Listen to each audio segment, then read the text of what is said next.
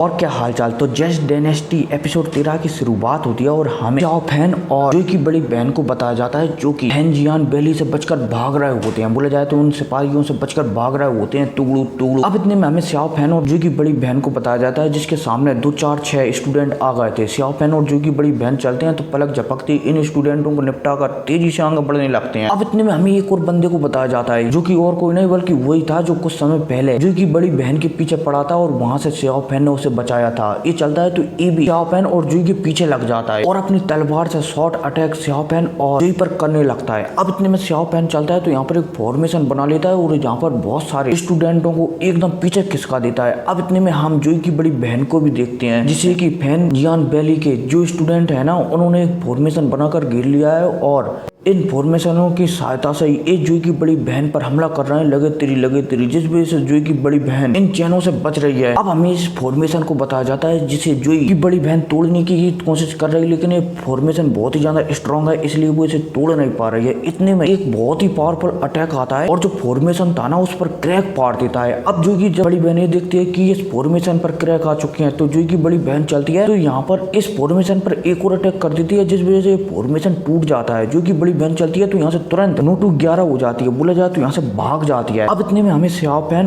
और जोई की बड़ी बहन को बताया जाता है जो कि तेजी से यहाँ से भाग रहे होते हैं। हालांकि इतने में xiao फैन जोई की बड़ी बहन से पूछ रहा होता है कि क्या मैंने तुमसे जो चीज लेने के लिए कहा था वो चीज तुम ले आई हो क्या। जोई की बड़ी बहन चलती है तो कह देती है कि हाँ वो मैं ले आई हूँ। अब इसी के साथ सीन से होता है और हमें फैन जियान बेली को बताया जाता है। फैन जियान बेली के स्टूडेंट चलते हैं तो आपस में बात करने लगते हैं अपने लीडर के बारे में भी कि लीडर के कौन बताए कि हमारी फैन जियान बेली में घुसपैठिया घुसा है। इतने में एक स्टूडेंट चलता है तो वो कह देता है कि हाँ मैं बता देता और जो फैन जियान बेली का जो लीडर था ना उसके पास चला जाता है। बोला जाए तो लीडर एक पर्दे के पीछे छुपा रहता है उसके पास चला जाता है और उससे सारी बातें बता देता है कि ऐसी ऐसी बात है। ये लीडर चलता है तो इस बंदे से कह देता है कि सारे फैन जियान बेली एक्ट को सील कर दो। अब भाई साहब है कहते ही सीन शिफ्ट होता है और पर हमें गोस्ट किंग को बताया जाता है जहाँ पर जो पियाओ की आंटी थी ना वो गोस्ट किंग से मिलने के लिए आई हुई होती है। अब इतने में हमें गोस्ट किंग को बताया जाता है जो कि किसी फॉर्मेशन को बनाया हुआ था और उस फॉर्मेशन के अंदर एक चिड़िया और एक स्नेक कैट था। अब यहाँ पर हमें बताया जाता है कि उस जंगल में जो ट्रेजर था ना वो और कुछ नहीं बल्कि एक चिड़िया और जो स्नेक, क्योंकि इन दोनों में इतनी पावर है कि इनकी पावर से किसी भी सेक्ट को बहुत ही आसानी से कंट्रोल किया जा सकता है। बोला जाए तो नष्ट किया जा सकता है। और तो और फिलहाल के लिए चिड़िया और स्नेक है ना ये पूरी तरह से गोस्ट किंग के काबू में है। बोला जाए तो गोस्ट किंग के फॉर्मेशन में कैद हैं। और तो और यहाँ पर हमें गोस्ट किंग के फॉर्मेशन को भी बताया जाता है जो कि बहुत ही ज्यादा स्ट्रॉन्ग होता है। अब इतने में गोस्ट किंग चलता है तो प्याओ की आंटी से कहने लगता है कि ये फॉर्मेशन अभी भी पूरी तरह से स्ट्रॉन्ग नहीं हुआ है, इसे स्ट्रॉन्ग करने के लिए 2 जानवरों की आवश्यकता और पड़ेगी जो कि इतनी ही पावरफुल होने चाहिए और अगर हमें इन 2 जानवरों और मिल गए ना तो इस फॉर्मेशन बहुत ही ज्यादा पावरफुल हो जाएगा और इस फॉर्मेशन के जरिए हम किसी भी सेक्ट पर कब्जा कर सकते हैं और उसे नष्ट कर सकते हैं वो भी पलक झपकते। अब जैसे यहाँ पर गोस्ट किंग कहता है ना तो प्याओ की आंटी थोड़ी हैरान हो जाती है कि क्या इतना पावरफुल फॉर्मेशन। इतने में जब यहाँ पर गोस्ट किंग चलता है तो प्याओ की आंटी से xiao फैन पर नजर रखने के लिए कहने लगता है कि तुम्हें xiao फैन पर नजर रखनी है। मुझे ऐसा लग रहा है कि उसके दिल में कुछ खास चल रहा है, खासकर वो इंसानों की वो लड़की जूकी जो कि किंग सेक्ट से थी ना, उस लड़की को देखने के बाद ऐसा लगता है कि xiao फैन अपना मन बदल रहा है और वो हम डीमन को छोड़कर ह्यूमन के अंदर जाना चाहता है, इसलिए तुम उस पर खास नजर रखो। अब भाई साहब गोस्ट किंग की है कहती है, प्याओ की आंटी भी सिर हिला देती है कि ठीक है मैं xiao फैन पर विशेष नजर रखूंगी ताकि वो पार्टी न बदल सके और हमें धोखा न दे सके। हालांकि यहाँ पर गोस्ट किंग ये भी कहता है कि अगर आज xiao फैन बिल्कुल पूरी तरह से डीमन बन जाता ना तो आज उसके पास इतनी पावर होती कि वो किंग यू सेक्ट को अकेले ही खत्म कर सकता था। अब इसी के साथ सीन शिफ्ट होता है और हमें फैन जियान बेली को बताया जाता है, मतलब कि फैन जियान सेक्ट को बताया जाता है। यहाँ पर ही बंदा चलता है तो कुछ स्टूडेंटों को लेकर